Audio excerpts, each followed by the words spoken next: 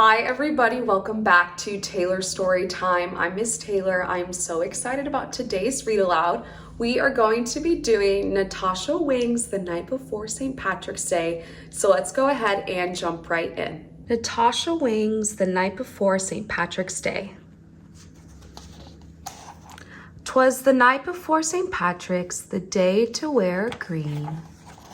Not a creature was stirring except Tim and Maureen. They decked out the den from ceiling to floor with streamers and rainbows and shamrocks galore. Later they carefully made traps with gold charms and rings. I bet we catch a leprechaun, they love shiny things. For if they caught one, so the legend told, they'd find where he buried his big pot of gold. They set all the traps round the room with great care in hopes a wee Irishman soon would be theirs. The children then nestled all snug in their beds while visions of golden coins danced in their heads. Happy St. Patty's, said Dad early the next morning. Then he started to play bagpipes without warning. He huffed and he puffed an old Irish song. Mom dished out green eggs and sang loudly along. That's so cute. When from their bedroom there arose such a clatter, the kids ran down the hallway to see what was the matter, and what to their wondering eyes should appear but a terrible mess. A leprechaun was here. Oh my goodness. Be quiet, whispered Maureen. He's hiding somewhere. When we find him, remember, we must hold his stare. For if you look away, if you so much as blink, leprechauns vanish quick as a wink. The kids trailed muddy footprints back and forth across the floor, which led them under Tim's bed and past the closet door. And then, inside a trap, they heard someone giggling. A real live leprechaun. They both saw him wriggling. His eyes, how they twinkled, his body so tiny, his hand clasped a trinket so golden and shiny. He was dressed in all green from his head to his toes, and he looked like a cobbler wearing fairy-sized clothes. The children approached him, staring straight in his eyes. Tell us where the gold is. Don't be tricky, no lies. I buried it under a rock, smooth and hard. It's marked with an X right in your backyard. But when the kids went outside with a shovel and pick, they instantly saw it had been a big trick. Happy St. Patrick's Day. Ha, I fooled you. It's time to disappear. Happy St. Patty's Day to you, and better luck next year. The end. Okay, let's read it one more time. Natasha Wing's The Night Before St. Patrick's Day. 'Twas the night before St. Patrick's, the day to wear green. Not a creature was stirring except Tim and Maureen. They decked out the den from ceiling to floor with streamers and rainbows and shamrocks galore. Later they carefully made traps with gold charms and rings. I bet we catch a leprechaun, they love shiny things. For if they caught one, so the legend told, they'd find where he buried his big pot of gold. They set all the traps round the room with great care in hopes a wee Irishman soon would be theirs.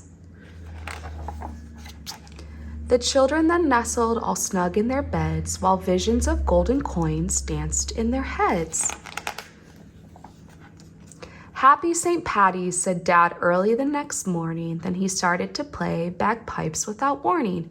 He huffed and he puffed an old Irish song.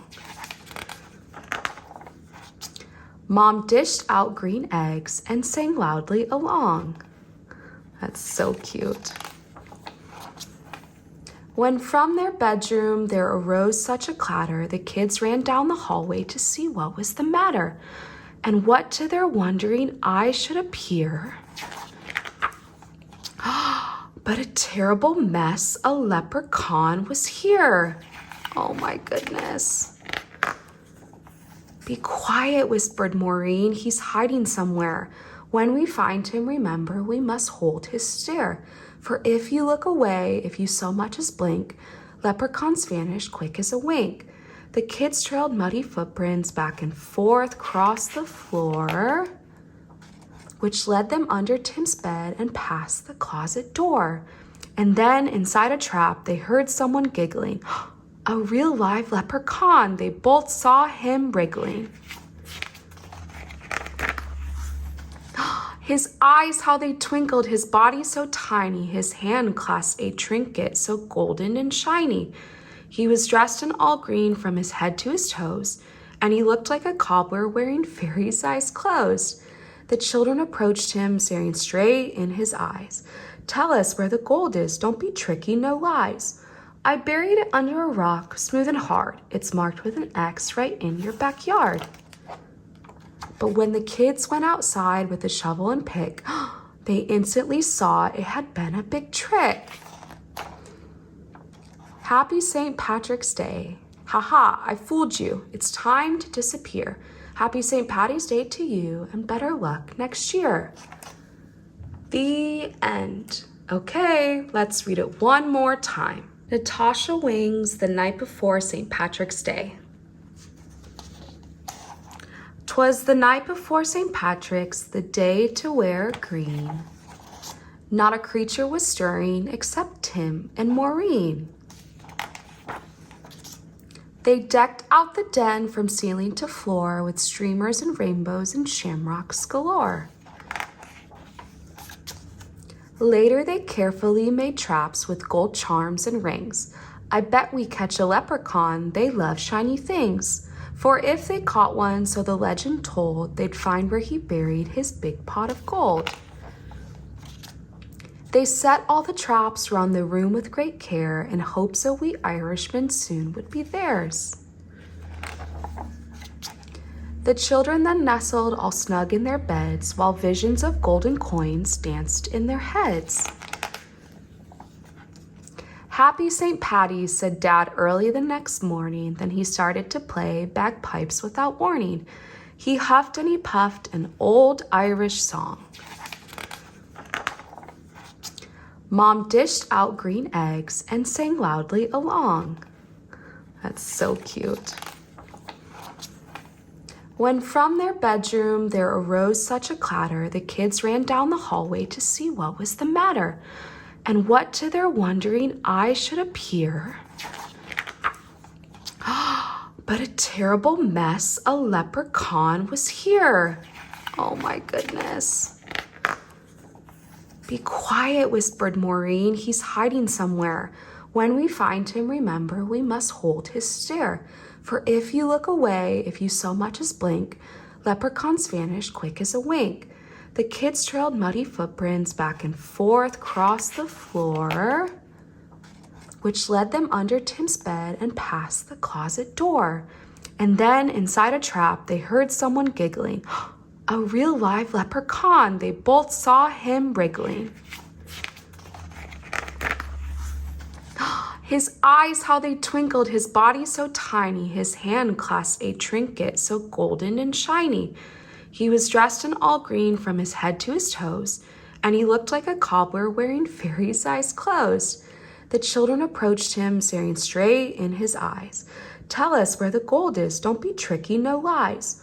I buried it under a rock, smooth and hard. It's marked with an X right in your backyard.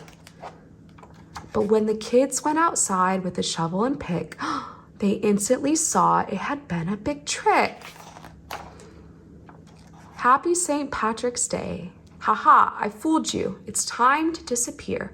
Happy St. Patty's Day to you, and better luck next year.